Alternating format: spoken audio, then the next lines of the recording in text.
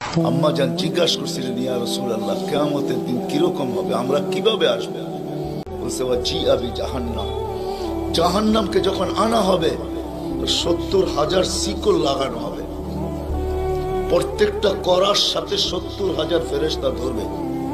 তারপরও জাহান্নাম ছুটবে, সব ফেরেশতাদের হাতের থেকে ছুটা নিচে কিয়ামতের দিন মাঠের দিকে যখন ভাগতে থাকবে, তো জিবরিল আলাইহিস সালাম আল্লাহর পাশে থাকবে, চিৎকার দিয়া বসা পড়বে আর বলবে, রব্বি সাল্লিম সাল্লিম, রব আমাকে বাঁচান, আমাকে বাঁচান। ওই দিন শুধু একজন ব্যক্তিত্ব, আপনার আমার রাসূল মুহাম্মদুর রাসূলুল্লাহ সাল্লাল্লাহু আলাইহি ওয়াসাল্লাম শুধু উম্মতি উম্মতি বলে চিৎকার দিবে।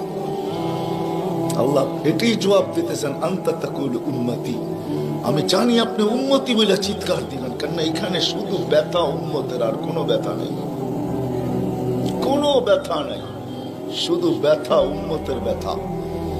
এমন এক ব্যথা দিলের ভিতরে ছিল, তো বলছে আপনি উম্মতি বলে চিৎকার দিবেন, আমি বলবো রহমতি রহমতি, 99 রহমত রাখা আছে, সালতো তা, ওই দিন আপনি যাবেন আমি দিব, শাফি তু শাফা, আপনি সুপারিশ করবেন আমি মঞ্জুর করব।